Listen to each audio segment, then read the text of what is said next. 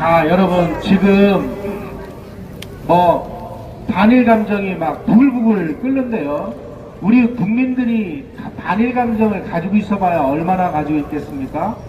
그렇게 일본이 싫어하는데 왜 이렇게 초밥은 좋아하고 왜 이렇게 일본 여행을 자주 가고, 일본 여행 갔다 와가지고 야, 일본 정말 깨끗하고 사람들 좀 친절하더라, 왜 우리는 저렇게 못하지? 다 이렇게 얘기하잖아요. 이거는요, 이 반일 감정은 어떤 특정한 어떤 의도를 가진 사람들이 아주 조직적이고 의도적이고 일부러 국민들의 반일 감정을 계속 부추기고 있는 겁니다. 왜 부추기느냐? 일본하고 한국이 사이가 나빠지면, 지금 우리가 북한이 남침을 하게 되면 한미일 삼각동맹에 의해서 북한의 남침을 막게 되어 있습니다. 그러니까 북한 입장에서 보면 이 한미일 삼각동맹을 어떤 식으로든지 깨야 돼요. 그런데 가만히 보니까 한국하고 일본하고의 관계에는 일제시대 36년이라는 식민지배 때문에 감정이 별로 좋지 않아요. 그러니까 한국과 일본의 느슨한 요기를 파고 들어가서 한국과 일본을 이간시켜서 갈라쳐버리자. 그래서 벌써 1980년대 후반서부터 북한은 노골적으로 남한의 이런 좌파라든지 북한을 추종하는 사람들에게 반일 감정을 부추기는 이런 지령들을 수도 없이 내렸다고 합니다. 제가 이 얘기를 누구한테 들었느냐? 과거에 주사파로서 북한으로부터 지령을 받고 활동을 하다가 이쪽으로 전향을 한 아주 급이 높은 친구들이 있는데요. 그 친구들한테 직접 들은 얘기입니다. 반일 감정을 부추기는 그런 일들이 벌써 수십 년 전부터 진행이 되어 왔고요. 그것이 쌓이고 쌓여서 오늘과 같은 이런 일이 돼버렸습니다. 자, 반일 감정이 부글부글 끓으니까 북한이 또 일본을 공격하고 나섰습니다. 반일 감정이 탁 터지는 순간 북한하고 문재인 정부는 한편이 됩니다. 그리고 이 기레기 같은 언론들, 그리고 무슨 텔레비전 방송이라든지 이런 걸 동원해가지고 반일 감정을 막 부추기면 우리 순진한 국민들이 거기에 또 속아 넘어가가지고 이 반일 불매운동 이런 걸 해요. 아니, 우리가 불매운동 하면 일본 사람들은 우리 물건 불매운동 안 합니까? 그러니까 우리가 반일 감정에 의해서 일본 제품 불매운동을 하면 일본에서는 한국 제품을 많이 쓰고 있습니다. 일본 사람들도 한국 제품을 불매운동을 해요. 그러면 누구 손해예요? 우리만 손해예요. 우리만 손해. 지금 이래가지고 좀 돌이킬 수 없는 상황까지 와가지고 이거를 어떻게 수습을 해야 될지 모르겠고요. 요즘에 학교 다니는 초등학생이나 중학생 애들을 둔 부모님들이 막 제보 전화를 합니다.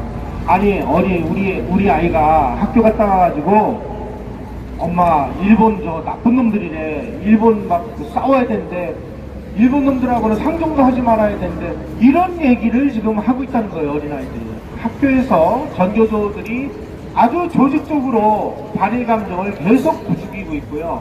이거 그냥 놔두면 진짜 한국은 폐쇄 고립돼가지고요, 나라가 망하는 지경까지 갈 수가 있습니다. 왜냐하면 우리가 지금 세계에다가 수출하는 한국의 주력 상품들이 있어요. 휴대폰이라든지 반도체라든지 우리 이런 걸로 지금 먹고 살고 있는데, 그 안에 핵심 부품이 일본으로부터 수입되는 기술에 의존하고 있다는 거 여러분들 다 아시잖아요? 그러면 우리 지금 정부 관계자나 이런 사람들은 모를까요? 다 압니다. 다 알면서도 이런 짓들을 하는 걸 보면 그 사람들은 대한민국 국민들이 아닌 것 같아요. 어떻게 하든지 대한민국을 빨리 망가뜨리고 우리 경제를 완전히 박살을 내가지고 북한하고 비슷한 그런 정말 백성들이 굶어 죽는 나라를 만들어가지고 그 나라들하고 같이 무슨 뭐 낮은 단계에 뭘 하려고 이 짓들을 하려고 하는 걸로 우리가 생각할 수도 있는 거예요. 아니 어떻게 지금 이 집권하는 사람들이 박정희 대통령, 이승만 대통령 시대하고 180도로 다르게 이 나라를 끌고 가고 있습니까? 아까도 말씀드렸듯이 박정희 대통령은요, 이 국민들 어떻게든지 뭐 밥이라도 먹여 살리기 위해서 일본으로부터 돈 빌려와 그걸로도 안 되니까 또 독일 가서 우리 그 경제개발하게 돈 좀 빌려주십시오. 그래가지고 우리 광부 간호사들 거기까지 가가지고 그 사람들이 보내준 돈을 가지고 우리 고속도로도 만들고 제철소도 짓고 이런 일을 하지 않았습니까? 그 사람들이 거기 가서 고생하고 싶어서 고생을 한 게 아니지 않습니까? 또 우리가 그거만 가지고도 또 돈이 모자라가지고 무슨 일을 했어요? 우리 젊은이들이 월남전에 갔잖아요. 월남에 가가지고 정말 공산주의자라고 열심히 싸운 대가로 우리가 또 많은 경제적인 그런 혜택을 얻어서 우리가 지금 그나마 이렇게 우리 국민 중에서 지금 굶어 죽는 사람을 없게 만들고 여기까지 왔습니다. 그런데 제가 문재인 정부 그 국정지표를 보고 정말 그 큰 충격을 받았습니다. 여러분, 문재인 정부 국정지표 세 번째가 뭔지 아십니까? 국민의 삶을 책임지는 정부 이렇게 돼 있어요. 아니 여러분, 내 삶을 왜 국가가 책임지고 정부가 책임집니까? 내 삶은 내가 책임지는 거고 내가 노력해서 내가 열심히 노력해서 내가 사는 거예요. 그런데 아니 내 삶을 정부가 책임지라고 내가 무슨 위탁을 했습니까? 뭘 했습니까? 왜 국가가 내 삶을 책임져요? 바로 내 삶을 책임지는 정부라는 게 그게 바로 공산주의예요. 자 여러분, 국가가 내 삶을 책임지기 위해서 무슨 치료도 해주고 뭐도 공짜로 해주고 뭐도 공짜로 해줘요. 이 세상에 공짜가 어디 있습니까? 국가가 그런 식으로 해주는 조건으로 내가 가지고 있는 자유를 하나씩 둘씩 뺏어가는 겁니다. 그러면 전체주의가 되는 거예요. 자유가 없어지는 거예요. 여러분, 그런 세계에서 살고 싶으세요? 아니야! 박정희 대통령은요, 우리 국민들에게 뭐라고 얘기했느냐? 공짜? 웃기지 마라. 공짜가 어딨냐? 땀 흘려 노력해라. 열심히 땀 흘려 노력한 사람이 더 많은 혜택을 받도록 해주겠다.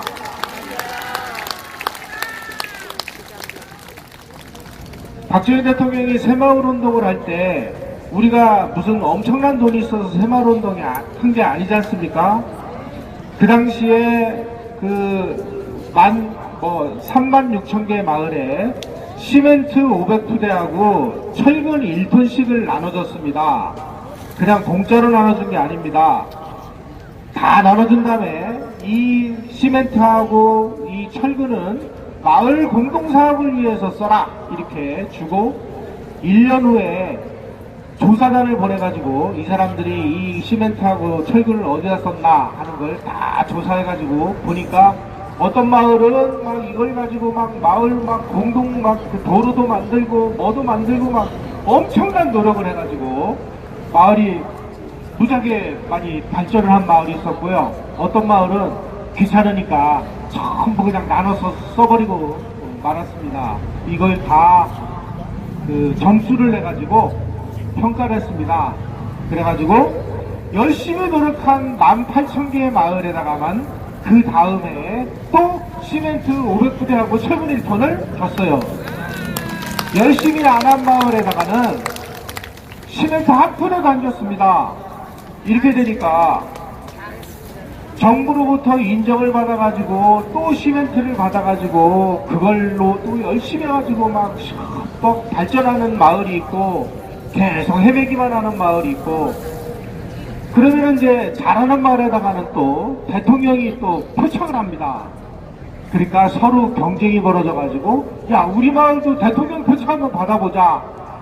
그래서 눈에 불을 켜고 서로 잘하려고 노력하고 경쟁을 하면서 우리가 새마을운동에 성공을 하게 된 것입니다.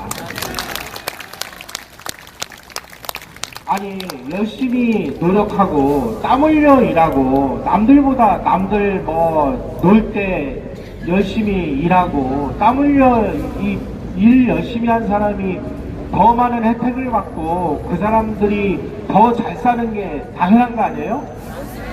그냥 일도 안 하는 사람들이 정부가 주는 뭐 보조금이니 뭐 이런 거 공짜 좋아하고 그냥 다 그러면은 뭐 요즘에 무슨 뭐 실업수당이니 무슨 청년 무슨 수당이니 뭐니 이게 바로 그런 거예요.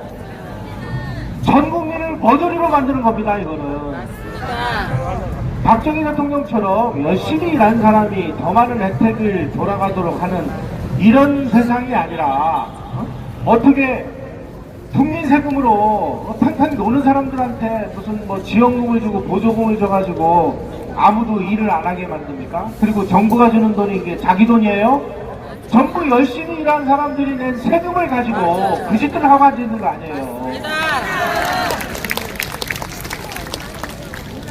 도대체 뭘 어쩌자고 하는 것인지 저는 그래서 이런 생각을 합니다. 여기 와서 이 방송이 청와대에 계신 분들한테 좀 들리는지 모르겠는데 잘 들리나요? 네.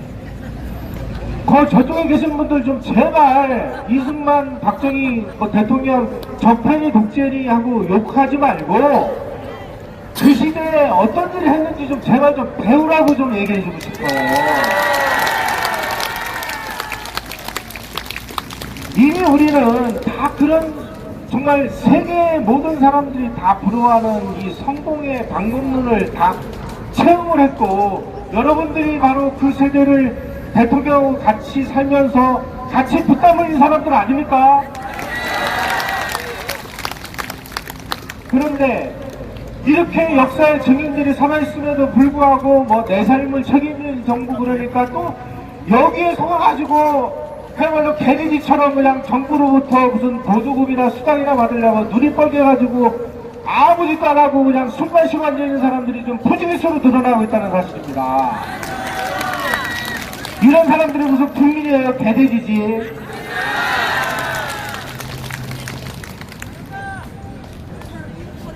이승만 대통령은 이분이 도대체 참 정말 우리 역사의 참 불행이라고 하면은요, 이승만 대통령이 대한민국 건국을 한 게 우리 나이로요 74세 때 대통령이 되셨어요. 그냥 1875년 이쯤 태어나셔가지고 구한말서부터 나라가 망하는 걸 보고 36년 동안 미국에서 외로운 독립투쟁을 하면서 겨우 이제 일본이 패망을 해가지고 한국으로 들어와서 그 좌익들하고 죽여 살려 싸워가면서 대한민국을 건국을 해서 대통령이 되셨을 때는 이미 자기의 전성기가 다 지나가서 74세 때 대통령이 되셨어요. 그럼에도 불구하고 이 이승만 대통령이 6.25가 났을 때 제일 먼저 무슨 일 했습니까? 여러분, 이승만 대통령이요 6.25가 1950년 6월 25일 날 인민군이 38선 전역에서 전면 남침을 했다라는 그 보고를 받고 30분 동안 내가 앞으로 이 전쟁을 무슨 목적으로 어떻게 치를 것인지를 본인이 묵상을 합니다.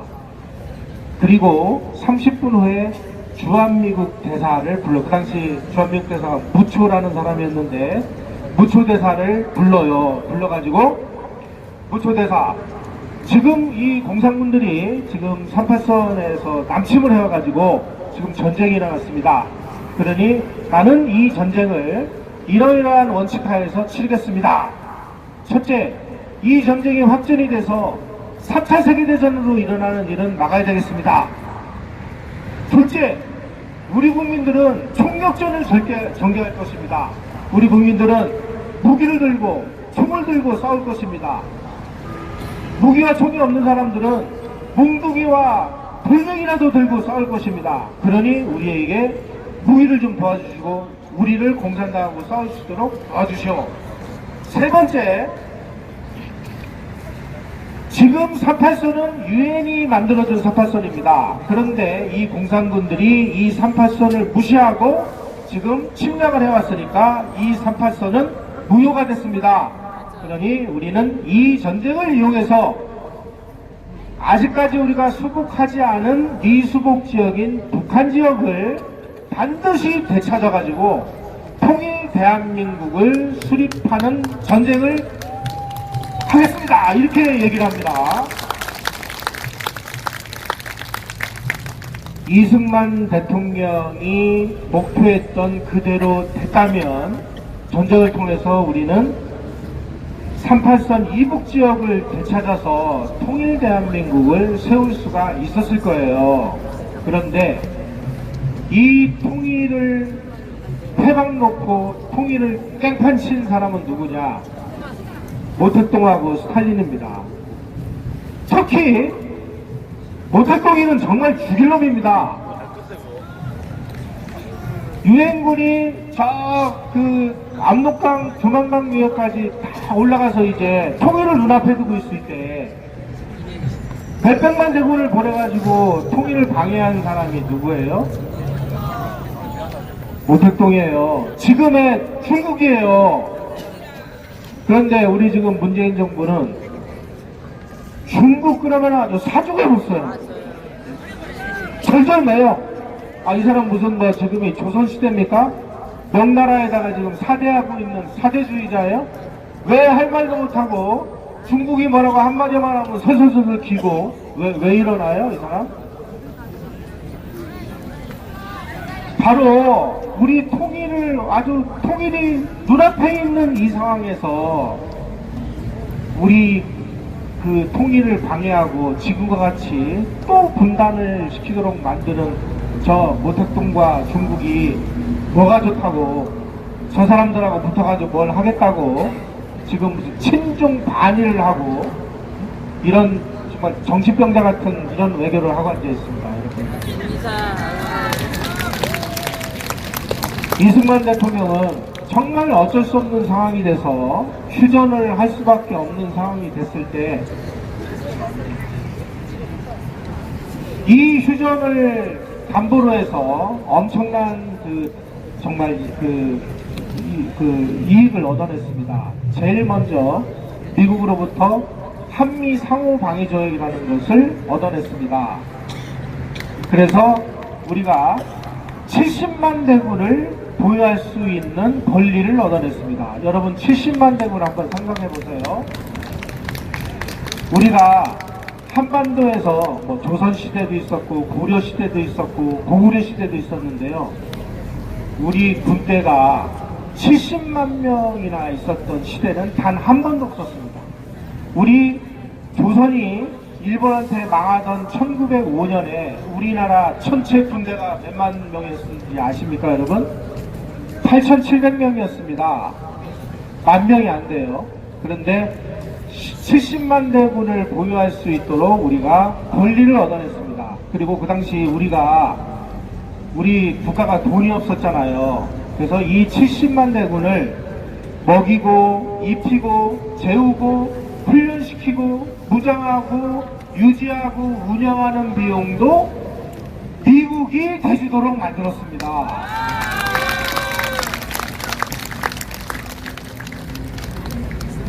자, 그 대가로 이승만 대통령은 미국한테 무엇을 줬느냐? 나는 휴전에 반대하지 않겠다라는 종이 쪽지 하나를 줬습니다. 여러분 이게 외교라는 거예요. 말 한마디로 1000만 양을 우리가 얻을 수 있는 이게 바로 외교입니다. 이승만 대통령이 정말 외교의 귀재였습니다.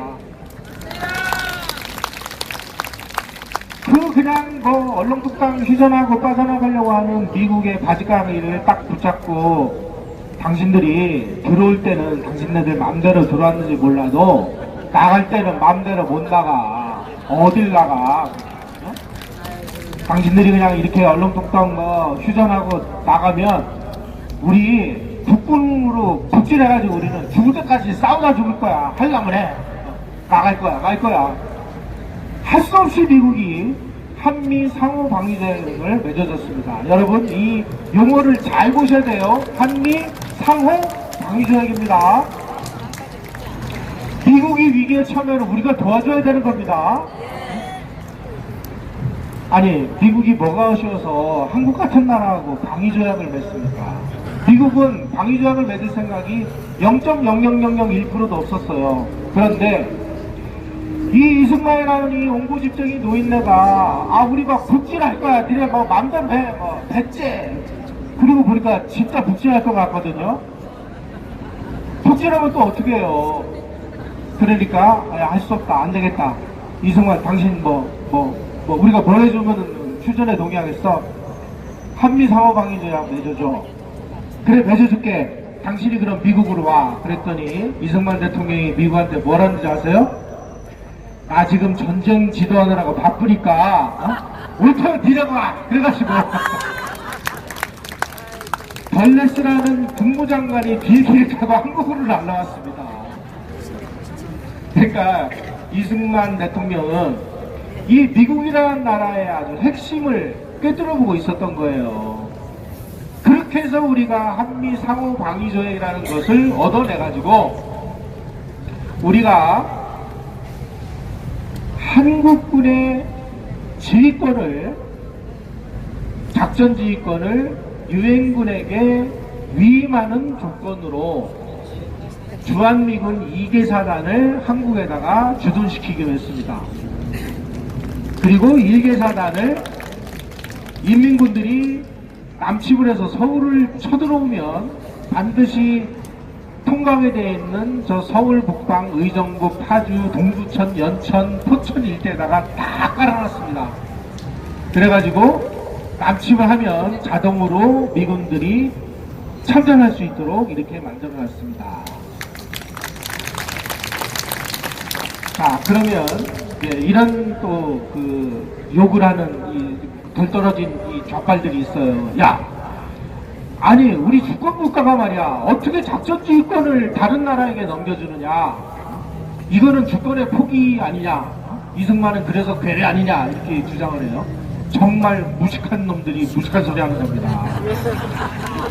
그 당시요 우리가 6.25가 났을 때 이승만 대통령이 유엔군 사령관 메가더 장군에게, 메가더 그 사령관 각하, 지금 전쟁이 일어나서 우리가 전쟁을 해야 되는데 한국군 지휘권을 유엔군 사령관이 맡아주시기를 부탁드립니다. 이렇게 요청을 했어요. 자, 왜 그랬을까요? 왜?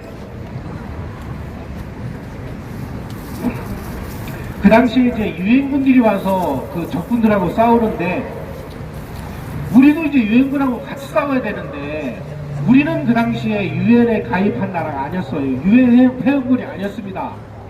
그래서 한국군은 유엔군이 될 수가 없어요. 그때 유엔군의 일원이 돼야 유엔군으로부터 무기도 공급받고 탄약도 공급받고 유엔군하고 같이 싸울 수 있을 거 아닙니까? 이승만 대통령이 가만히 생각을 해보니까 야, 이거 우리 국군만 단독으로 싸워가지고 이거 답이 없다. 우리가 무기가 있냐 뭐가 있냐. 그런데 유엔군의 일원이 돼서 싸울 수 있는 방법이 한 가지가 있더라. 그게 뭐냐, 한국군의 작전지휘권을 유엔군에게 위임하는 거였습니다. 그래서 우리 군의 작전지휘권을 이승만 대통령이 유엔 사령관한테 받아주십시오 하고 요청을 했고, 메가더 사령관이 유엔 총회에다가 지금 한국 대통령으로부터 이런 요청이 왔는데 어떻게 할까요? 유엔 총회가 그를 수락을 했습니다. 그래가지고 유엔이 오케이를 해준 거예요. 그때서부터 우리 한국군이 유엔군의 일원이 돼서 유엔군하고 같이 싸울 수 있게 돼서 6.25 전쟁을 무탈하게 치를 수 있었던 것입니다. 이게 무슨 주권의 포기입니까, 여러분? 그러니까요, 제가 오늘 여러 가지 말씀을 드리는 걸 여러분들이 들으셔서 아시겠지만, 이 공산주의자들, 좌익들이 얘기하고 주장하는 거는요, 전부 새빨간 거짓말들이에요. 그 거짓말을 100번, 1000번을 반복을 해요.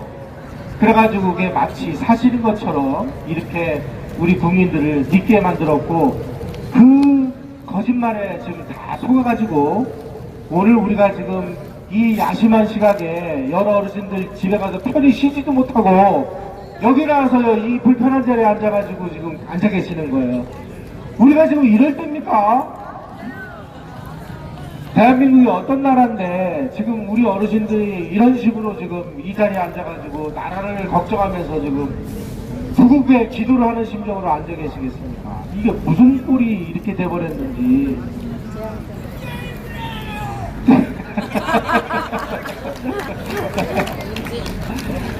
이제부터요, 우리도 이제 정신을 차려야 됩니다.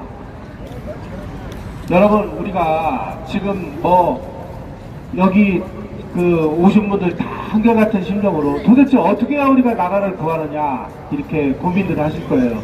우선은 내년에 선거가 있잖아요. 내년 선거에서 대한민국을 모욕하고 대한민국은 태어나지 말았어야 되고 반일을 하고 북한을 도와줘야 되고 이렇게 주장하는 후보들을 다 떨어뜨리면 우선은 나라 안 망하게 할 수 있을 것 같아요.